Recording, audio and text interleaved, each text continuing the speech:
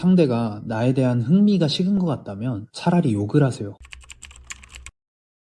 안녕하세요. 마인드위브 상담사 위브입니다. 이번 영상은 단기연애 제외 방법 1편에 이어서 단기연애 제외 방법 2편, 상대의 흥미가 식어서 헤어진 경우입니다. 1편에서처럼 내가 뭔가 부담스러운 행동을 하지도 않았고 큰 잘못을 한 게 아닌데 차였다면 대부분은 이번 케이스에 해당되실 거예요. 그래서 이번 영상에서는 내가 어떤 행동이나 말들을 할 때 상대의 흥미가 식어버리는지, 또 그럴 땐 어떤 식으로 다시 접근해야 하는지 차근차근 정리해 보겠습니다. 영상 마지막에는 이 두 가지 케이스 말고도 이별의 이유가 무엇이든 간에 짧게 연애하고 헤어졌다면 꼭 해야 하는 행동들에 대해서도 정리해 두었으니까 마지막 부분까지 꼭 확인해 주시기 바랍니다. 본격적으로 시작해 볼게요. 단기연애 이별 케이스 두 번째, 상대의 흥미가 떨어진 경우. 사실 우리가 일반적으로 연애를 하면서 상대방이 나에게 느끼는 매력이나 흥미가 식는 이유를 콕 집어서 설명하긴 어려워요. 상대가 기대했던 나의 첫인상과 실제 연애할 때가 달라서일 수도 있고, 애초부터 별 기대 없이 만났는데 실제로도 별반 다르지 않았을 수도 있는 것처럼 각각의 사람마다 연애를 시작한 이유와 취향이나 가치관이 모두 다르기 때문이죠. 하지만 만난 지 얼마 안 된 상태에서 이런 상황이 일어났다면 대부분 공통점이 하나 있습니다. 바로 여러분이 저자세를 보였을 때예요. 상담할 때 가장 많이 나오는 행동들은 필요 이상으로 맞춰주고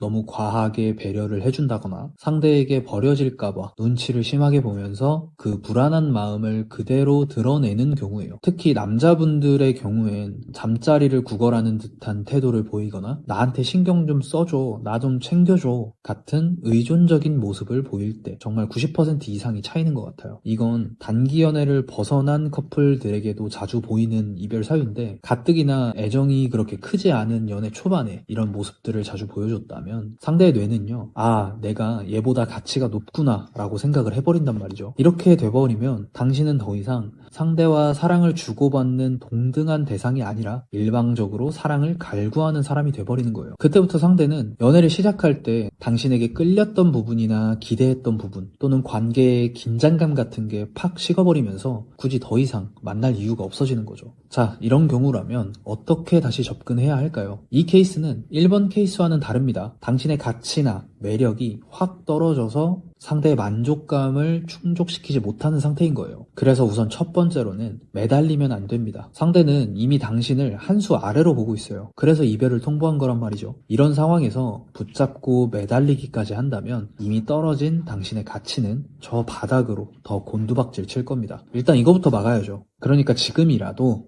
담담한 척, 쿨한 척 이별을 받아들이세요. 이게 힘들다면 최소한 내가 미안했다, 내 잘못이 크다, 나 같은 사람 받아줘서 고마웠다, 이딴 표현은 진짜 하면 안 됩니다. 끝까지 낮은 사람처럼 보여요. 이런 말 할 거라면 차라리 욕을 하세요. 저자세보다 나쁜 남자나 나쁜 여자가 더 낫다는 말이 괜히 나오는 게 아니에요. 끝까지 저자세인 사람은 기억에 안 남습니다. 다음은 두 번째, 공백기입니다. 상대가 낮다고 느끼는 여러분의 가치를 전환시킬 수 있는 핵심이에요. 만약 이별 상황에서 하지 말라는 거 다 해가지고 이미 가치가 바닥이라면 여기에 좀 더 집중하셔야 합니다. 기간은 이전 케이스들보다 비교적 길어요. 한 달 이상은 무조건 가져가 줘야 합니다. 실제로 당신이 어느 정도 변해야 되기도 하고 그걸 보여줄 수 있는 활동들을 직접 해야 하기 때문이에요. 공백기 동안은 평소 연애할 때 보여주던 모습과 완전히 다른 새로운 모습을 보여줘야 합니다. 리브랜딩이라고 하죠. 아무래도 가장 눈에 잘 띄고 효과가 좋은 건 외적인 변화겠죠. 물론 이거 말고도 내가 연애할 때 눈치 보면서 소심한 모습들을 보여줬다면 활동적인 운동이나 사람들을 많이 만나는 모습이 될 수도 있고, 매달리고 의존적인 모습을 많이 보여줬다면 혼자 여행하는 모습처럼 주체적인 모습을 보여줄 수도 있어요. 이 부분은 내가 왜 헤어졌는지, 내 강점은 무엇인지 전체적인 상황 판단을 잘 한다면 좀 더 효과적으로 공백기를 보낼 수 있겠죠. 마지막 세 번째, 재접근 메시지.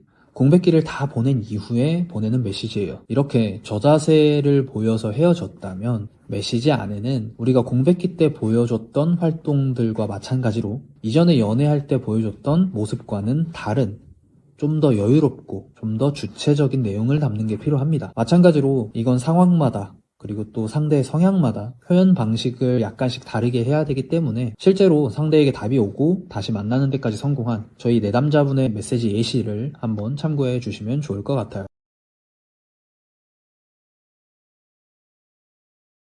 이전과 마찬가지로 이 재접근 메시지라는 건 대화가 다시 시작되는 상황을 만드는 거, 더 나아가서 상대방이랑 얼굴 한번 다시 볼 수 있는 상황을 만들어가는 거, 이런 빌드업 과정인 거예요. 문에다가 노크 한번 하는 거지 바로 제외 얘기 꺼내면서 벌컥 열어버리라는 거 아닙니다. 자, 여기까지 1편과 2편에 걸쳐서 짧게 만나고 헤어졌을 때 어떻게 다시 접근해야 하는지 가장 많이 나오는 케이스 두 가지를 보면서 정리해봤습니다. 이전에 말씀드린 것처럼 사람의 마음이나 성향, 상황들은 너무나 다양하기 때문에 여러분의 상황들과 정확하게 일치하지 않을 수도 있어요. 그렇기 때문에 여러분들은 영상으로 설명드린 케이스이든 아니든 더더욱 핵심에 집중하셔야 합니다. 핵심은 상대가 이별에 대해 다시 한번 생각하게 만드는 거. 아, 이 사람이랑 더 만났으면 어땠을까?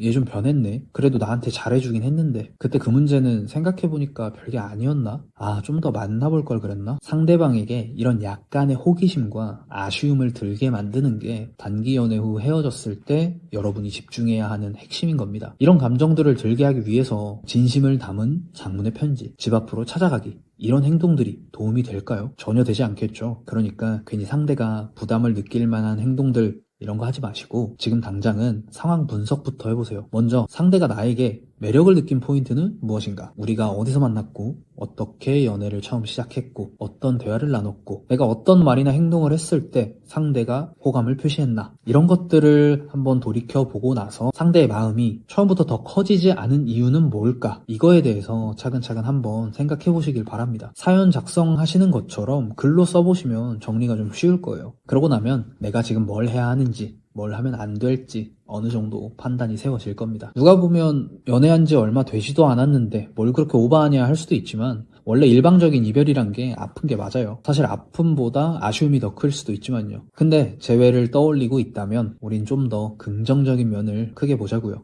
차였든 어쨌든 예선은 한번 통과해봤잖아요. 아예 출발도 못 해본 상태랑은 다른 거니까 너무 낙심하지 않으셨으면 좋겠습니다. 영상 보시고 궁금한 점 있으시면 댓글 남겨주시고요. 나의 상황에 맞는 디테일하고 전문적인 조언이 필요하다면 언제든지 고정 댓글에 있는 상담 요청 이용해 주시기 바랍니다. 물론 상대의 마음을 조종한다거나 한순간에 마음을 돌릴 수 있는 글 같은 걸 써드릴 순 없지만 여러분의 상황에서 최선의 방법이 무엇인지 함께 고민해드리겠습니다. 감사합니다.